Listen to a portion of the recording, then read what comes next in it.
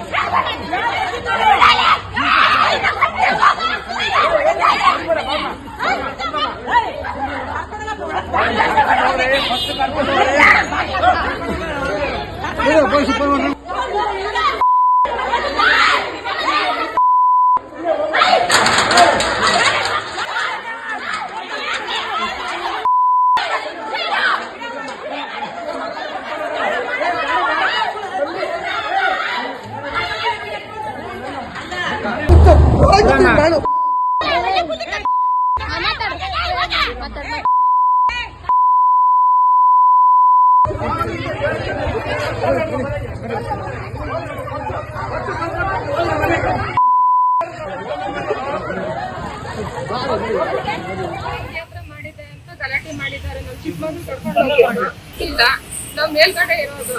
ಇವ್ರ ಹತ್ರ ಬಂದು ಅವ್ರ ಮಗ ಅವ್ರ ಅಪ್ಪ ಎಲ್ಲ ಕೂಗಾಡ್ಬಿಟ್ಟು ಗಲಾಟೆ ಮಾಡಿದ್ದಾರೆ.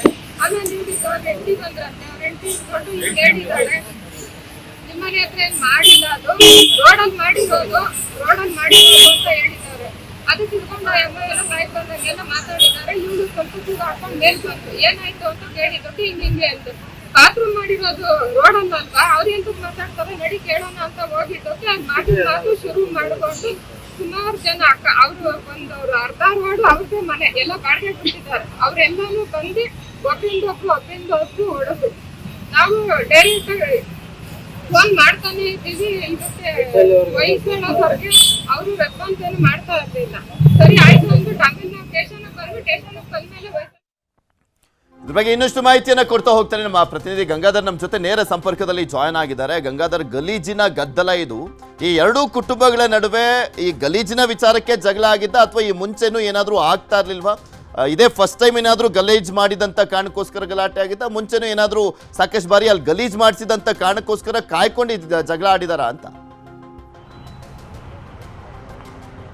ಋತುರಾಜ, ಅಂದರೆ ಈ ಒಂದು ನಾಯಿಯ ಮೂತ್ರ ಮಾಡುವಂಥ ಒಂದು ವಿಚಾರಕ್ಕೆ ಈ ರೀತಿ ಬೀದಿ ರಂಪಾಟ ಮಾಡಿಕೊಂಡು ಜುಟ್ಟಿಟ್ಕೊಂಡು ಹೊಡೆದಾಡಿಕೊಂಡು ಬೀದಿಯಲ್ಲಿ ದೊಡ್ಡ ಒಂದು ರಗಳೆಯನ್ನು ಮಾಡ್ಕೊಂಡಿರುವಂಥದ್ದು. ಈಗ ಅದು ಪೊಲೀಸ್ ಠಾಣೆ ಮೆಟ್ಲಿರುವಂಥದ್ದು. ಅಂದರೆ ಈಗ ಪೊಲೀಸರ ಒಂದು ಮಾಹಿತಿಯ ಪ್ರಕಾರವಾಗಿ ಅಂದರೆ ಅವರ ಹಿಂದೆಯೂ ಕೂಡ ಸಾಕಷ್ಟು ಬಾರಿ ಅವರಿಗೆ ಜಗಳ ಆಗಿದೆ. ಮತ್ತು ಅವ್ರು ಮೊದಲು ಕೂಡ ಆ ನಾಯಿಯ ವಿಚಾರಕ್ಕೆ ಮಾತು ಬೆಳ್ಕೊಂಡಿರುವಂಥದ್ದು. ಅದು ಮೊನ್ನೆ ದೊಡ್ಡ ಒಂದು ಹಂತಕ್ಕೆ ಹೋಗಿರುವಂಥ ಬಗ್ಗೆ ಪೊಲೀಸರು ಹೇಳ್ತಾ ಇರುವಂಥದ್ದು.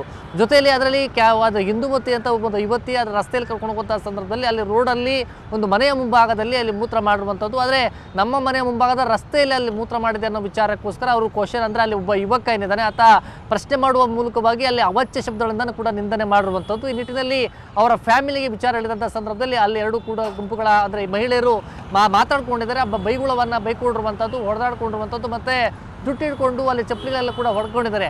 ಆ ನಂತರ ಮನೆಯ ಕುಟುಂಬಸ್ಥರೆಲ್ಲರೂ ಕೂಡ ಬಂದು ಅಲ್ಲಿ ಗಂಡಸರೆಲ್ಲರೂ ಕೂಡ ಬಂದು ಅಲ್ಲಿ ಹಲ್ಲೆ ಮಾಡುವಂಥ ಒಂದು ವಿಚಾರ ಇದೆ. ಅವೆಲ್ಲರೂ ಕೂಡ ಮೊಬೈಲಲ್ಲಿ ಕೂಡ ರೆಕಾರ್ಡ್ ಆಗಿರುವಂಥದ್ದು.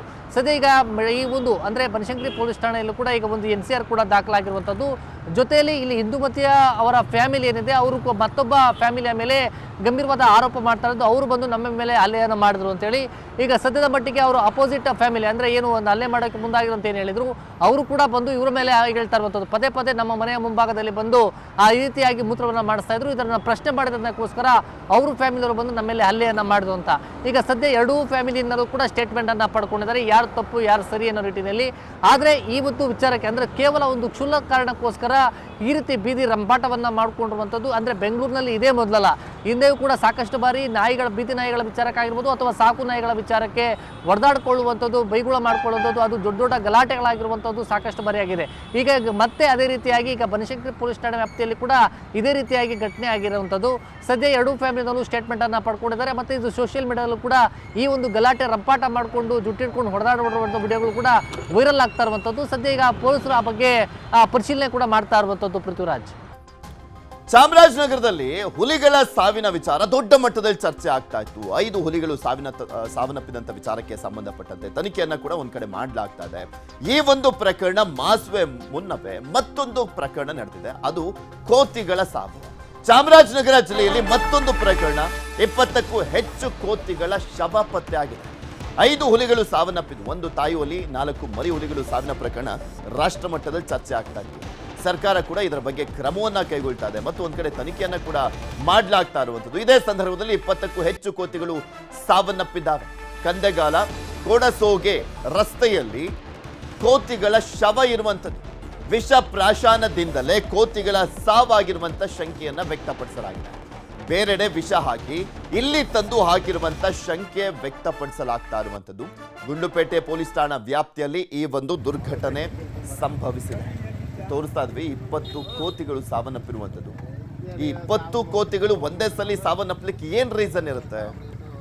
ವಿಷ ಪ್ರಾಶಾನವನ್ನ ಮಾಡಿಸಲಾಗಿದೆ ಅನ್ನುವಂಥ ಮಾಹಿತಿ ಸದ್ಯಕ್ಕೆ ಇರುವಂಥದ್ದು.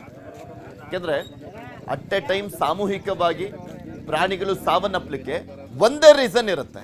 ಆ ಒಂದೇ ರೀಸನ್ ವಿಷ ಪ್ರಾಶನವನ್ನ ಮಾಡಿಸಲಾಗಿದೆ ಅಂತ.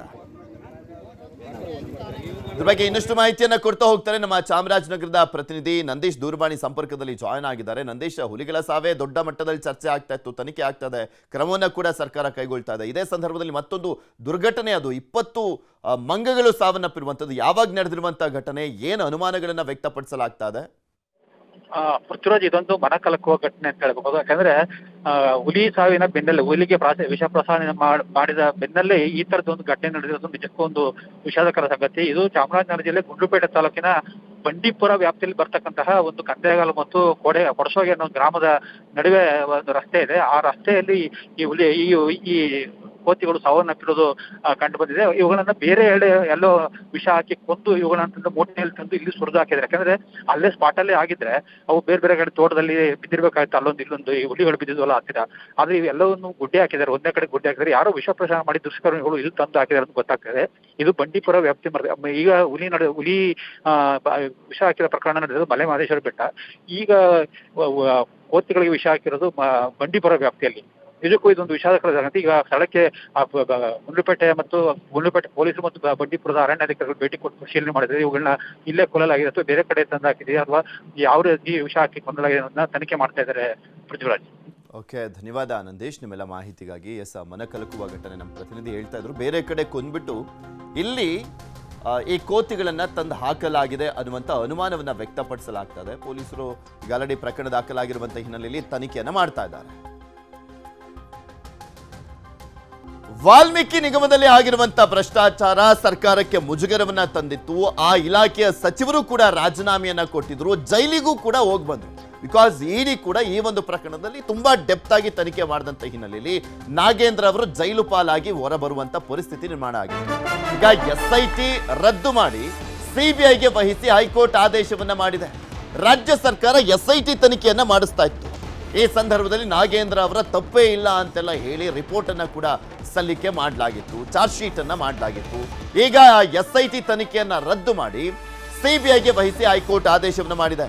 ರಾಜ್ಯ ಸರ್ಕಾರಕ್ಕೆ ಎದುರಾಗಿದೆ ಮುಜುಗರ. ಇದರಲ್ಲಿ ಕಾಂಗ್ರೆಸ್ BJP ಮೇಲೂ ಕೂಡ ಪರಿಣಾಮ ಬೀರುತ್ತಾ ಈ ಒಂದು ಪ್ರಕರಣ ಅನ್ನುವಂಥ ಪ್ರಶ್ನೆ. ಸಿಬಿಐಗೆ ವಹಿಸಲಿಕ್ಕೆ ಯತ್ನಾಳ್ ಟೀಮ್ ಹೋರಾಟಕ್ಕೆ ಜಯ ಸಿಕ್ಕಂತಾಗಿದೆ. ಅಂದ್ರೆ ಬಿಜೆಪಿಯವರೆಲ್ಲರೂ ಪ್ರತಿಭಟನೆ ಎಲ್ಲ ಮಾಡಿದ್ರು, ಆದ್ರೆ ಸಿಬಿಐಗೆ ವಹಿಸಬೇಕು ಅಂತ ಇವರು ಅರ್ಜಿಯನ್ನ ಹಾಕಿದ್ರು ಕೋರ್ಟ್ನಲ್ಲಿ. ಅದಕ್ಕೆ ಮನ್ನಣೆ ಸಿಕ್ಕಂತಾಗಿದೆ ಈಗ ಕೋರ್ಟ್ ಸಿಬಿಐಗೆ ವಹಿಸುವ ಮುಖಾಂತರ. ಮಾಜಿ ಸಚಿವ ನಾಗೇಂದ್ರ, ಶಾಸಕ ದದ್ದಲ್ಗೆ ಟೆನ್ಷನ್ ಶುರುವಾಗಿದೆ.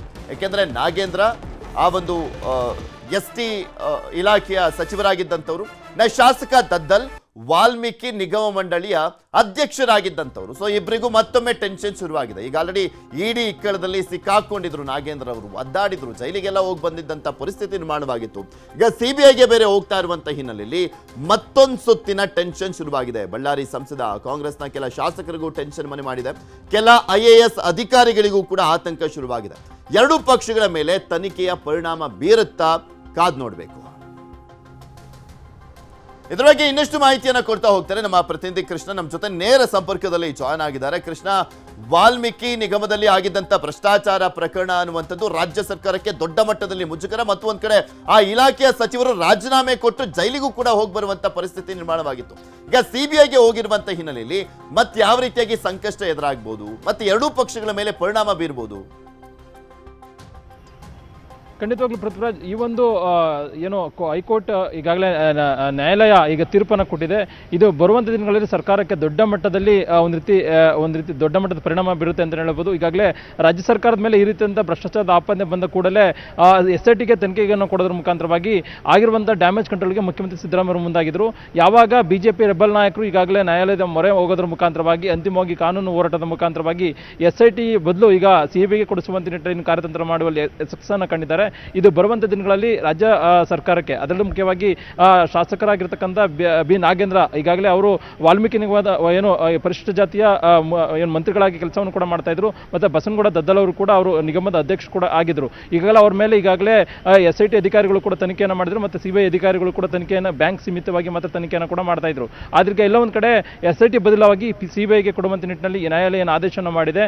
ಈಗ ಸಿಬಿಐ ಸ್ವತಃ ಇದ್ರ ಬಗ್ಗೆ ತನಿಖೆಯನ್ನು ಮಾಡಿದ ಸಂದರ್ಭದಲ್ಲಿ ಮತ್ತೆ ಬಿ ನಾಗೇಂದ್ರ ಆಗಿರ್ಬೋದು ಮತ್ತೆ ಬಸನಗೌಡ ದದ್ದಲ್ ಏನಿದ್ದಾರೆ ಅವರಿಬ್ಬರನ್ನು ಕರೆದು ಮಾತಾಡಿದ ಸಂದರ್ಭದಲ್ಲಿ, ವಿಚಾರಣೆ ಮಾಡಿದ ಸಂದರ್ಭದಲ್ಲಿ ತಪ್ಪಿತಸ್ಥರು ಅಂತ ಸಾಬೀತಾದರೆ ಅವರು ಸಿಬಿಐ ಕುಣಿಕೆಗೆ ಒಳಗಾಗುವಂಥ ಸಾಧ್ಯತೆ ಇದೆ, ಮತ್ತೊಮ್ಮೆ ಅವರು ಜೈಲು ಪಾಲಾಗುವಂಥ ಸಾಧ್ಯತೆ ಇದೆ ಅನ್ನೋದ್ರ ಬಗ್ಗೆ ಕೂಡ ಈಗಾಗಲೇ ದೊಡ್ಡ ಮಟ್ಟದಲ್ಲಿ ಚರ್ಚೆ ಆಗ್ತಾ ಇದೆ. ಹೀಗಾಗಿ ಈ ಒಂದು ವಿಚಾರವಾಗಿ ಯಾವ ರೀತಿಯಾಗಿ ನಡೆಯನ್ನು ತೋರಬೇಕು ಅನ್ನೋ ನಿಟ್ಟಿನಲ್ಲಿ ಇವತ್ತಿನ ರಾಜ್ಯ ಸಚಿವ ಸಂಪುಟದ ಸಭೆಯಲ್ಲಿ ಕೂಡ ಈಗಾಗಲೇ ಚರ್ಚೆ ಕೂಡ ಮಾಡುವಂಥ ನಿಟ್ಟಿನಲ್ಲಿ ಮುಖ್ಯಮಂತ್ರಿಗಳು ಮುಂದಾಗಿರುವಂಥದ್ದು. ಈಗಾಗಲೇ ಸದನದಲ್ಲೂ ಕೂಡ ಮುಖ್ಯಮಂತ್ರಿ ಸಿದ್ದರಾಮಯ್ಯ ಹೇಳಿದ್ರು, ಇಲ್ಲ ಒಂದು ಕಡೆ 187 ಕೋಟಿ ಅಲ್ಲ 70 ರಿಂದ 80 ಕೋಟಿ ಇದ್ರ ಬಗ್ಗೆ ಏನು ನಷ್ಟ ಆಗಿದೆ, ಅಂದರೆ ಎಲ್ಲೋ ಒಂದು ಕಡೆ ಬ್ಯಾಂಕಿಂದ ಲಾಸ್ ಆಗಿದೆ ಅನ್ನೋದ್ರ ಬಗ್ಗೆ ಕೂಡ ಮುಖ್ಯಮಂತ್ರಿಗಳು ಸ್ವತಃ ಒಪ್ಕೊಂಡಿದ್ರು. ಹೀಗಾಗಿ ಮುಖ್ಯಮಂತ್ರಿಗಳ ಹೇಳಿಕೆಯನ್ನು ಆಧರಿಸಿ ಬಿಜೆಪಿ ಮತ್ತು JDS ನಾಯಕರು ದೊಡ್ಡ ಮಟ್ಟದ ಹೋರಾಟವನ್ನು ಕೂಡ ಮಾಡಿದ್ರು. ಹೋರಾಟದ ಮುಖಾಂತರವಾಗಿ ಕಾಂಗ್ರೆಸ್ ಸರ್ಕಾರಕ್ಕೆ ಒಂದು ರೀತಿ ಬಿಸಿ ಮುಟ್ಟಿಸುವಂಥ ನಿಟ್ಟಿನಲ್ಲಿ ಕೂಡ ಮುಂದಾದರು. ಆದರೆ ಅದು ಹೋರಾಟಕ್ಕೆ ಮಾತ್ರ ಸೀಮಿತ ಆಗಿತ್ತು. ಈಗ ರೆಬಲ್ ನಾಯಕರು ಎಲ್ಲೋ ಒಂದು ಕಡೆಗೆ ಈಗ ದೊಡ್ಡ ಮಟ್ಟದಲ್ಲಿ ನ್ಯಾಯಾಲಯದ ಮೊರೆ ಹೋಗೋದ್ರ ಮುಖಾಂತರವಾಗಿ ಈಗ ಅಂತಿಮವಾಗಿ ಸಿಬಿಐ ತನಿಖೆ ಮಾಡಿಸುವಂಥ ನಿಟ್ಟಿನಲ್ಲಿ ಕಾರ್ಯತಂತ್ರವನ್ನು ಮಾಡಿದ್ದಾರೆ. ಬಹುಶಃ ಮುಂದಿನ ದಿನಗಳಲ್ಲಿ, ಅಂದರೆ ಬ್ಯಾಂಕಿಗೆ ಸೀಮಿತವಾಗಿ ತನಿಖೆ ಮಾಡಿದಂಥ ಸಿಬಿಐ ಅಧಿಕಾರಿಗಳು ಬರುವಂಥ ದಿನಗಳಲ್ಲಿ ಸರ್ಕಾರದ ಸಂಬಂಧಪಟ್ಟಂಥ ಅಧಿಕಾರಿಗಳು, ಮೇಲ್ವರ್ಗದ ಅಧಿಕಾರಿಗಳಾಗಿರ್ಬೋದು, ಮತ್ತೆ ಇನ್ನೂ ಕೂಡ ದೊಡ್ಡ ಮಟ್ಟದ ಈಗಾಗಲೇ ಈ ಒಂದು ಹಣ ಇಲ್ಲ ಒಂದು ಕಡೆ ದುರ್ಬಳಕೆ ಆಗಿದೆ ಅನ್ನುವಂಥದ್ದು ತೆಲಂಗಾಣ ಚುನಾವಣೆಗೆ ಸ್ಪಷ್ಟವಾಗಿ ಬಳಕೆಯನ್ನು ಮಾಡಲಾಗಿದೆ ಅನ್ನೋದು ಕೂಡ ಹೇಳಲಾಗ್ತಾ ಇತ್ತು. ಅದಕ್ಕೆ ಪೂರಕವಾಗಿ ಒಂದಷ್ಟು ದಾಖಲೆಗಳನ್ನು ಕೂಡ ಸಿಬಿಐ ಅಧಿಕಾರಿಗಳು ಈಗಾಗಲೇ ಸಂಗ್ರಹ ಮಾಡುವಂಥ ನಿಟ್ಟಿನಲ್ಲಿ ಕೂಡ ಮುಂದಾಗ್ತಾ ಇದ್ರು. ಇದೀಗ ಸ್ವತಃ ನ್ಯಾಯಾಲಯ ದೊಡ್ಡ ಮಟ್ಟದಲ್ಲಿ ಆದೇಶವನ್ನು ಮಾಡಿದಂಥ ಸಂದರ್ಭದಲ್ಲಿ ಸಿಬಿಐಗೂ ಕೂಡ ಇನ್ನು ದೊಡ್ಡ ಮಟ್ಟದ ಬಲ ಬಂದಂತಾಗಿದೆ. ಹಾಗಾಗಿ ಇನ್ನೂ ಕೂಡ ಒಂದಷ್ಟು ಮಾಹಿತಿಗಳನ್ನು ಸರ್ಕಾರದಲ್ಲಿ ತೆಗೆದುಕೊಳ್ಳೋದ್ರ ಮುಖಾಂತರವಾಗಿ ತನಿಖೆ ಮಾಡಿದಂಥ ಸಂದರ್ಭದಲ್ಲಿ ಇನ್ನೂ ಕೂಡ ಸರ್ಕಾರ ದೊಡ್ಡ ಮಟ್ಟದಲ್ಲಿ ಈ ಒಂದು ಪ್ರಕರಣದಲ್ಲಿ ಸಿಕ್ಕಿ ಹಾಕುವಂಥ ಸಾಧ್ಯತೆ ಇದೆ. ಹೀಗಾಗಿ ಮುಖ್ಯಮಂತ್ರಿಗಳು ಯಾವ ರೀತಿಯಾಗಿ ಈ ಒಂದು ಪ್ರಕರಣದಿಂದ ಹೊರಬರುವಂಥ ನಿಟ್ಟಿನಲ್ಲಿ, ಪಾರಾಗುವಂಥ ನಿಟ್ಟಿನಲ್ಲಿ ಮುಂದಿನ ಕಾರ್ಯತಂತ್ರವನ್ನು ಮಾಡ್ತಾರೆ ಕೂಡ ಈಗಾಗಲೇ ಸಾಕಷ್ಟು ಕುತೂಹಲಕ್ಕೆ ಮಾಡಿಕೊಟ್ಟಿರುವಂಥದ್ದು. ಪೃಥ್ವಿರಾಜ್, ನೋಡೋಣ ಯಾರ್ಯಾರು ಬುಡಕ್ಕೆ ಹೋಗುತ್ತೆ ಈ ಒಂದು ಪ್ರಕರಣ ಅನ್ನುವಂಥದ್ದನ್ನ. ಧನ್ಯವಾದ ಕೃಷ್ಣ ನಿಮ್ಮೆಲ್ಲ ಮಾಹಿತಿಗಾಗಿ. ಮುಂದಿನ ಸುದ್ದಿ ಹೋಗೋಣ. ನಿಮ್ಮ ಆರೋಗ್ಯ ನಿಮ್ಮ ಕೈಯಲ್ಲೇ ಇದೆ, ಹೃದಯವನ್ನ ಜೋಪಾನ ಮಾಡಿಕೊಳ್ಳಿ. ಸರಣಿ ಪ್ರಕರಣಗಳು ಭಯ ಬೇಡ, ಜಾಗೃತೆ ಮುಖ್ಯ. ಹೃದಯಾಘಾತ ಭಯ ಬೇಡ, ಜಾಗೃತೆ ಇರಲಿ.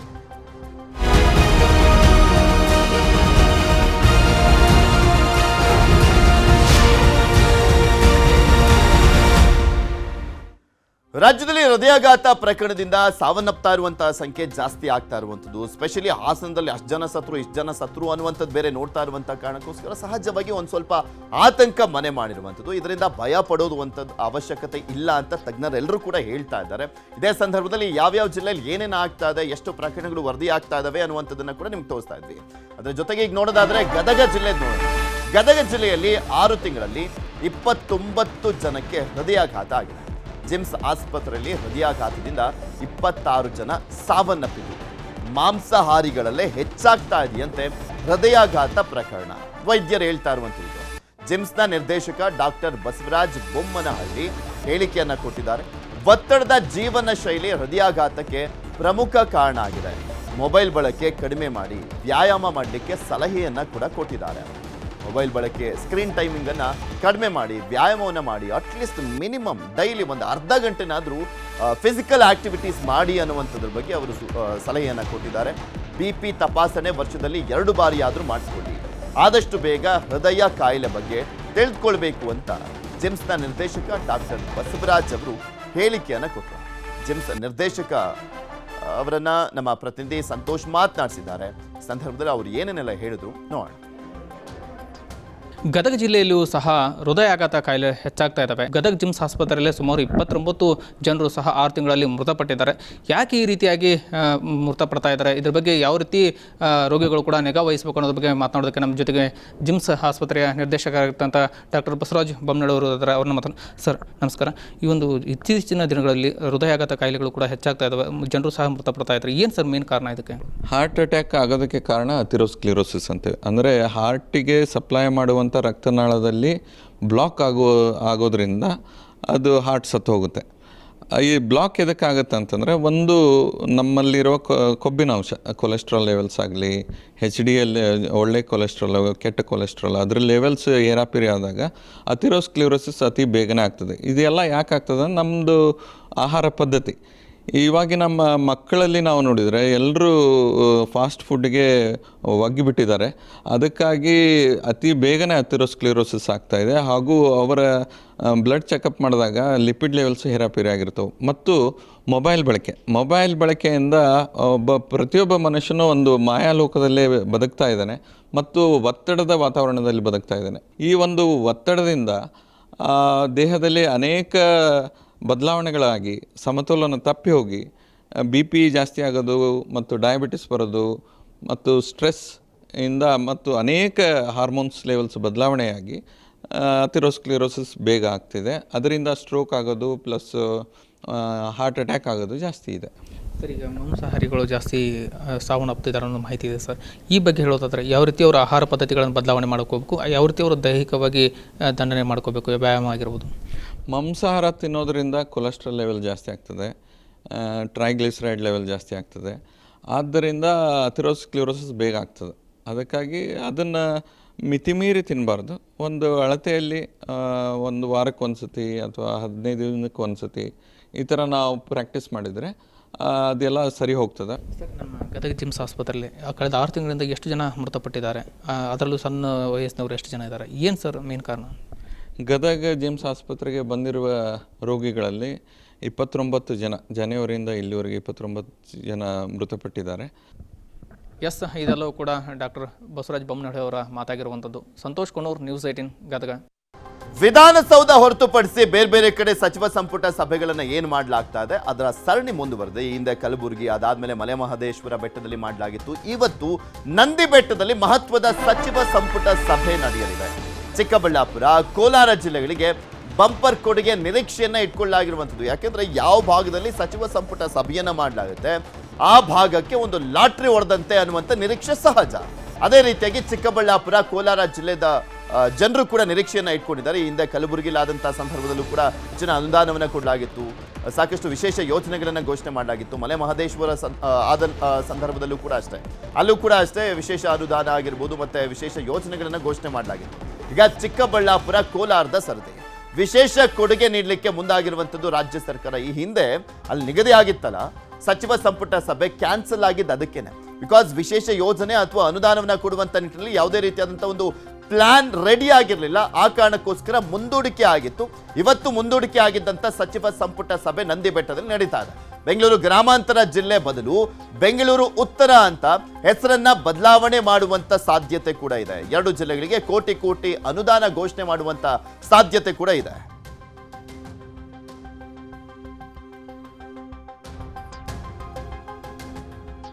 ಇನ್ನು ನಂದಿ ಬೆಟ್ಟದಲ್ಲಿ 14ನೇ ಸಚಿವ ಸಂಪುಟ ಹಿನ್ನೆಲೆಯಲ್ಲಿ ಭೋಗನಂದೀಶ್ವರ ದೇವಸ್ಥಾನದಲ್ಲಿ ಇಂದು ಸಿಎಂ ವಿಶೇಷ ಪೂಜೆಯನ್ನ ಸಲ್ಲಿಸಲಿದ್ದಾರೆ. ಭೋಗನಂದೀಶ್ವರ ದೇವಸ್ಥಾನಕ್ಕೆ ವಿಶೇಷ ಅಲಂಕಾರ ಮಾಡಲಾಗಿದೆ. ಭೋಗನಂದೀಶ್ವರ ದೇವಸ್ಥಾನದ ಬಳಿ ಬಿಗಿ ಭದ್ರತೆಯನ್ನ ಮಾಡಲಾಗಿದೆ. ಬಗ್ಗೆ ನಮ್ಮ ಪ್ರತಿನಿಧಿ ದತ್ತಾತ್ರೇಯ ಪ್ರತ್ಯಕ್ಷ ವರದಿಯನ್ನು ಕೊಟ್ಟಿದ್ದಾರೆ, ನೋಡ್ಕೊಂಬೋಣ. ವಿಶ್ವವಿಖ್ಯಾತ ನಂದಿಗಿರಿಧಾಮದಲ್ಲಿ ಸಚಿವ ಸಂಪುಟ ಹಿನ್ನೆಲೆ ಈಗ ಬಿಗಿ ಭದ್ರತೆಯನ್ನು ಒದಗಿಸಿರುವಂತಹದ್ದು.